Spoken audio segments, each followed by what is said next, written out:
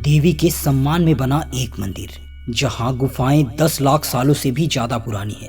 एक ऐसा मंदिर जहां खुद देवी माँ ने अपने कदमों के निशान छोड़े हैं। एक ऐसा मंदिर जहां कुरुक्षेत्र के युद्ध से पहले अर्जुन ने प्रार्थना की थी और देवी माँ ने उन्हें दर्शन दिए थे। समुद्र तल से 5200 फीट की ऊंचाई पर बने इस मंदिर तक पहुंचने के लिए 12 किलोमीटर का बेहद ही कठिन रास्ता तय करना पड़ता है। माना जाता है कि जो भी इस चुनौती को पार कर इस मंदिर के गर्भगृह तक पहुंच जाता है उसकी सारी मनोकामनाएं पूरी हो जाती है और उसके लिए मोक्ष के सभी रास्ते खुल जाते हैं। हम बात कर रहे हैं जम्मू के त्रिकुट पर्वत पर बसे और देवी के 51 शक्तिपीठों में से सबसे शक्तिशाली और जागृत स्थान माँ वैष्णो देवी मंदिर की। मान्यता के अनुसार माँ वैष्णो देवी का जन्म दक्षिण भारत के रत्नाकर नाम के एक ब्राह्मण के घर में हुआ था। रत्नाकर और उसकी पत्नी माँ शक्ति के भक्त थे। वो हर रोज माँ से संतान प्राप्ति के लिए प्रार्थना करते थे।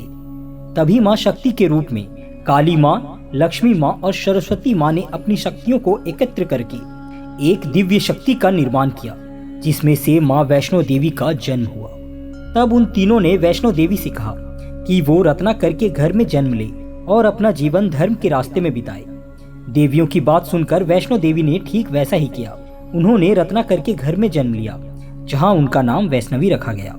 बचपन से ही वैष्णवी एक तेजस्वी और होशियार बच्ची थी और अपना ज्यादातर समय श्री राम की भक्ति में लीन होकर बिताती थी। वो सालों तक तप करती रही और इंतजार करती रही कि कब उनकी मुलाकात श्री राम से हो। माँ वैष्णो देवी के मंदिर में आपको त्रिदेवियां यानी माँ लक्ष्मी, माँ सरस्वती और माँ काली के दर्शन एक साथ होंगे। अगर आप इस लंबी यात्रा को पूरा कर इस मंदिर के मुख्य गुफा तक पहुँच जाओगे तो आपको यहाँ 3 पिंडियां दिखाई देगी। ये तीनों पिंडियां माँ शक्ति के 3 अलग अलग रूपों को दर्शाती है। सबसे पहली पिंडी काले रंग की है जो माँ काली को दर्शाती है। दूसरी पिंडी हल्के सुनहरे रंग की है जो माँ लक्ष्मी को दर्शाती है और आखिरी पिंडी पर हल्का सफेद रंग चढ़ा है और ये पिंडी माँ सरस्वती को दर्शाती है।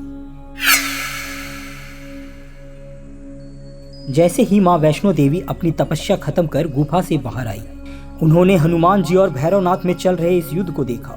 अपने सामने हंसते हुए खड़े भैरवनाथ को देख माँ के क्रोध की सीमाएं पार हो गई। गुस्से से उनकी आंखें लाल हो गई। उन्होंने अपना काली अवतार धारण कर लिया और भैरव से कहा कि आपके पाप का घड़ा भर चुका है और वो अब किसी को तंग नहीं कर पाएगा। काली माँ के रूप में देवी ने भैरव का सर उसके धड़ से अलग कर दिया और उसका वध कर दिया। जैसे ही माँ ने भैरव के सर पे वार किया, उसका सर गुफा से कुछ ही दूरी पर जाकर गिरा और आज उसी जगह पर भैरव का मंदिर बनाया गया है। कहते हैं जैसे ही माँ ने भैरवनाथ का वध कर दिया, उसकी आत्मा माँ के सामने प्रकट हुई और वो उनसे अपनी गलती की क्षमा मांगने लगा। उसकी हालत देखकर माँ शांत हुई और उन्होंने उसे मोक्ष प्राप्त होने का वर दे दिया। साथ ही माँ ने उसे ये भी वरदान दिया कि जब तक उनके द्वार पर आने वाले भक्त भैरव का दर्शन ना कर ले, उनकी वैष्णो देवी की यात्रा अधूरी मानी जाएगी।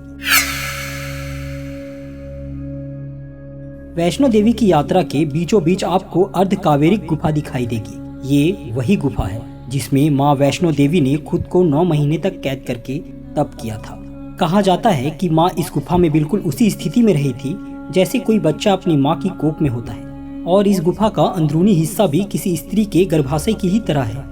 माना जाता है कि जो भी इस गुफा के दर्शन करता है वह पुनर्जन्म के चक्र से पूरी तरीके से मुक्त हो जाता है और उसके लिए मोक्ष के सभी रास्ते खुल जाते हैं। हर रोज हजारों संख्या में लोग वैष्णो देवी के दर्शन के लिए आते हैं और नवरात्रि के दिनों में यहाँ पर हर रोज 40,000 से भी ज्यादा लोग यात्रा में शामिल होते हैं। एक बार एक अधेड़ उम्र की वीना नाम की महिला अपने परिवार के साथ माँ के दर्शन करने आई थी, लेकिन इस मंदिर के मुख्य गुफा तक जाना इतना भी आसान नहीं है और डायबिटीज जैसी बीमारियों से जूझ रही वीना के लिए ये सफर और भी ज्यादा चुनौतियों से भरा साबित हो रहा था। आधे रास्ते तक पहुँचते पहुँचते वह हाँफने लगी, उसकी सांसें फूलने लगी और वो लगभग हार मान चुकी थी। वो वहीं पर एक दीवार के सहारे खड़ी हुई और हाथ जोड़कर उसने कहा, हे माँ, क्या मैं अपनी यात्रा बीच में ही छोड़ दूं? जैसे ही उसने ये कहा, किसी ने उसके कंधे पर हाथ रखा। उसने पीछे मुड़कर देखा तो उसे एक बूढ़ी औरत दिखी। हिम्मत मत हारो बेटा, बस मेरा हाथ पकड़ो और जय माता दी का जाप करते हुए आगे बढ़ो। ऐसा कहकर वो औरत वीना के साथ चलने लगी। कुछ ही देर में वीना मंदिर तक पहुंच गई और जैसे ही उसने बूढ़ी औरत का धन्यवाद करने के लिए मुड़कर देखा तो वो औरत वहाँ से गायब हो चुकी थी। वीना चौंक गई और उसे एहसास हुआ कि उसने पूरा रास्ता बिना थके पार कर लिया था। वो सोच में पड़ गई कि कौन थी वो औरत और कैसे उसने मुझे इतनी आसानी से मंदिर तक पहुंचा दिया। इसका राज शायद उस कहावत में छुपा हुआ है जो वैष्णो देवी के भक्तों के होठों पर होती है, माँ का बुलावा।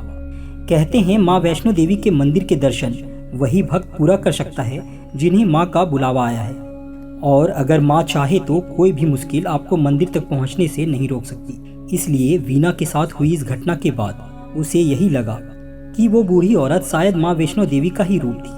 आपके इसके बारे में क्या विचार हैं? क्या आप कभी वैष्णो देवी मंदिर गए हैं और आपका क्या एक्सपीरियंस रहा? हमें कमेंट सेक्शन में ज़रूर बताएं।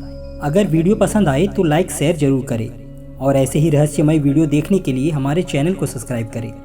सो see you in the next one. जय माँ वैष्णो देवी।